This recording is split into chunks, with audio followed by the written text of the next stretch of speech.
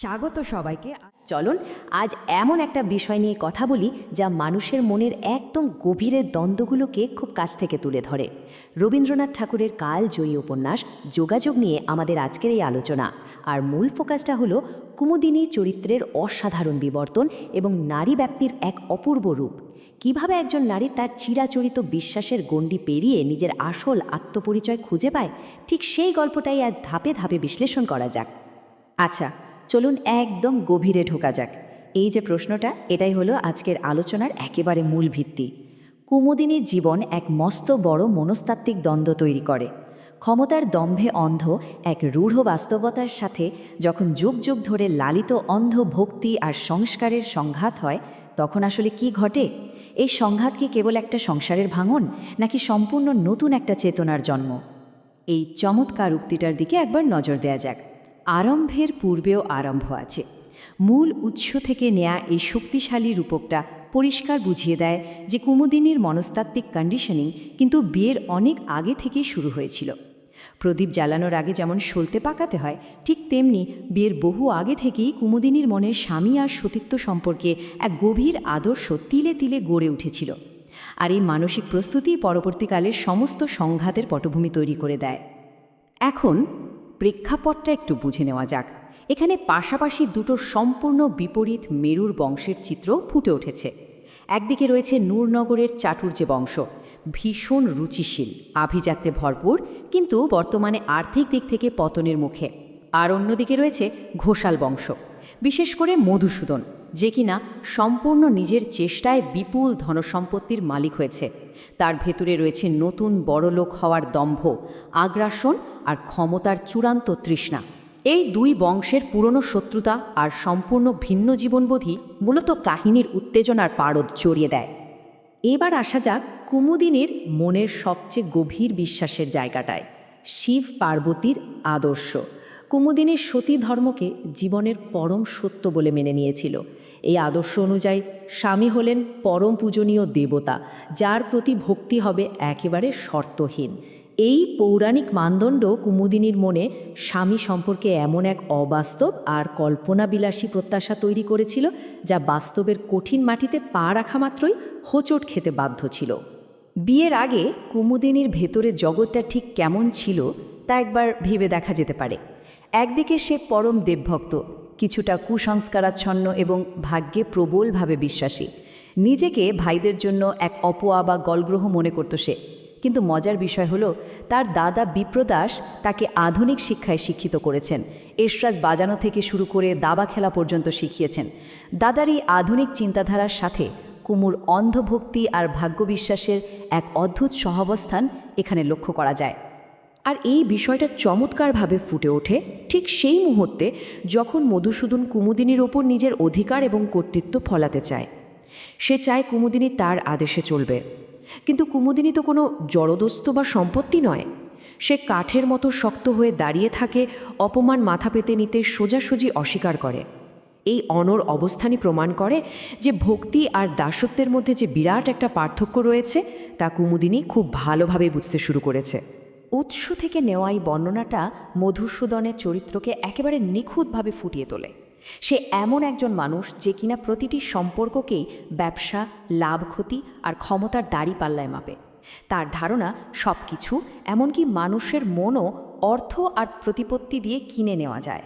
তার চোখে নারী হলো কেবল ভোগের সামগ্রী আর নিজের প্রভুত্ব জাহির করার একটা মাধ্যম মাত্র। আর ঠিক এই জায়গাতে শুরু হয় সবচেয়ে তীব্র মনস্তাত্ত্বিক সংঘাত। একদিকে কুমুদিনীর আধ্যাত্মিক আত্মসমর্পণ, সে মরিয়া হয়ে তার নিষ্ঠুর স্বামীর ভেতরে একজন পরম পূজনীয় দেবতাকে খুঁজে পাওয়ার চেষ্টা করছে, নিজের সমস্ত ভক্তি উজাড় করে দিতে চাইছে। আর অন্যদিকে রয়েছে মধুসূদনের বস্তুগত আধিপত্য, যে কিনা চায় কুমুদিনীকে সম্পূর্ণভাবে নিজের অধীনস্থ করতে। দেবতার প্রতি ভক্তি আর দাম্ভিক প্রভুর দাসত্ব, এই দুইয়ের যে কোনো মিল নেই তা এখানে একেবারে জলের মতো স্পষ্ট হয়ে যায়। এবার দেখা যাক কুমুদিনীর এই ভেতরের যুদ্ধক্ষেত্রটা আসলে কেমন। একে একে মহাবরণ খসে পড়তে থাকে। কুমুদিনী বুঝতে পারে মধুসূদনের সাথে তার রুচি, বংশ এবং ধাতের এক বিস্তর তফাৎ রয়েছে। সতীত্বের যে আদর্শ সে মনে প্রাণে বিশ্বাস করত, মধুসূদনের নিষ্ঠুরতা আর দয়ামায়াহীন আচরণের সাথে সেটিকে সে কোনোভাবেই মেলাতে পারে না। যখন তার ওপর জোর করে অধিকার খাটানোর চেষ্টা করা হয়, সে নীরব প্রতিরোধ করে তোলে। সে বুঝিয়ে দেয় যে বিপুল ঐশ্বর্য দিয়ে অন্তত তার আত্মমর্যাদাকে কখনোই কিনে নেওয়া সম্ভব নয়। এখন সবচেয়ে কৌতূহলোদ্দীপক বিষয়টা হলো ওই নীলার আংটির প্রসঙ্গটা। মধুসূদন যখন দেখল যে তার ক্ষমতা বা ভীতি প্রদর্শন দিয়ে কুমুদিনীর মন কিছুতেই জয় করা যাচ্ছে না, তখন সে বিভিন্ন বস্তুর আশ্রয় নিতে শুরু করলো। সে কুমুদিনীর দাদার দেওয়া একটি নীলার আংটি তাকে ফেরত দিয়ে তার আনুগত্য কেনার চেষ্টা করে। এটা শুধু একটা উপহার নয়, এটা হলো কুমুদিনীর আত্মাকে জয় করার জন্য মধুসূদনের একটা সূক্ষ্ম ম্যানিপুলেশন বা কূটকৌশল। কিন্তু বস্তু দিয়ে কি আর সম্মান বা ভালোবাসা আদায় করা যায়? এই নির্দিষ্ট অংশটার দিকে ভালো করে খেয়াল করলে বোঝা যায় যে এটা নিছক কোনো স্বামী স্ত্রীর সাধারণ দাম্পত্য কলহ নয়। এটা হলো নারী মর্যাদা এবং আত্মসম্মান আদায়ের এক গভীর আদর্শগত লড়াই। উপন্যাসের এই পর্যায়ে কুমুদিনী তার শৃঙ্খলমুক্ত স্বাধীন ব্যক্তিসত্তার স্বরূপ চিনতে শুরু করেছে।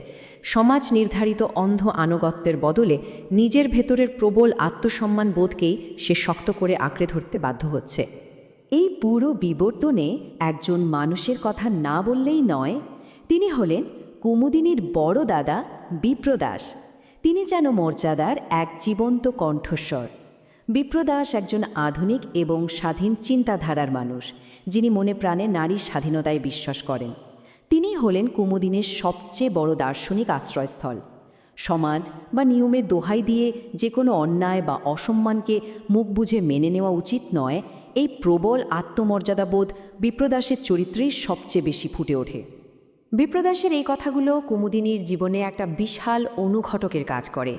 বিপ্রদাস কুমুদিনীকে মনে করিয়ে দেন যে অতীতে তাদের মা যে অপমান সহ্য করেছিলেন তা আসলে সমগ্র নারী জাতির জন্যই এক চরম অসম্মান। তিনি নির্দেশ দেন সমস্ত অন্যায় অপমানের বিরুদ্ধে ঘুরে দাঁড়াতে এবং কোনো অবস্থাতেই হার না মানতে। দাদার এই দীক্ষাই কুমুদিনীর চোখের সব মোহ দূর করে দেয় আর তার আত্মপরিচয়ের প্রকৃত জাগরণ ঘটায়। তাহলে সবচেয়ে গুরুত্বপূর্ণ পয়েন্টটা কী দাঁড়ালো?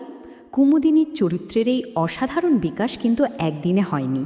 যখন সে গভীরভাবে উপলব্ধি করে যে ভক্তি কোনো চাপিয়ে দেওয়া বিষয় নয় এবং কোনো অযোগ্য মানুষের উপর জোর করে ভক্তি আরোপ করা যায় না, ঠিক তখনই তার ভেতরের আসল মানুষটি জেগে ওঠে।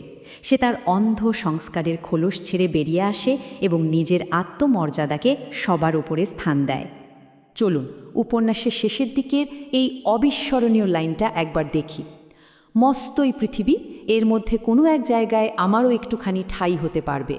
জীবনে অনেক যায় খসে, তবুও কিছু বাকি থাকে। এই অসাধারণ জীবন সত্যটি কুমুদিনীর অফুরন্ত মানসিক শক্তি এবং স্বাধীন ইচ্ছার অকাট্য প্রমাণ দেয়। এত ঘাত প্রতিঘাত, এত সম্পর্ক ভেঙে পড়ার পরও নিজের পরিচয়ে মাথা উঁচু করে বাঁচার যে তীব্র স্পৃহা, তাই কথাগুলোতে একদম পরিষ্কার হয়ে ওঠে।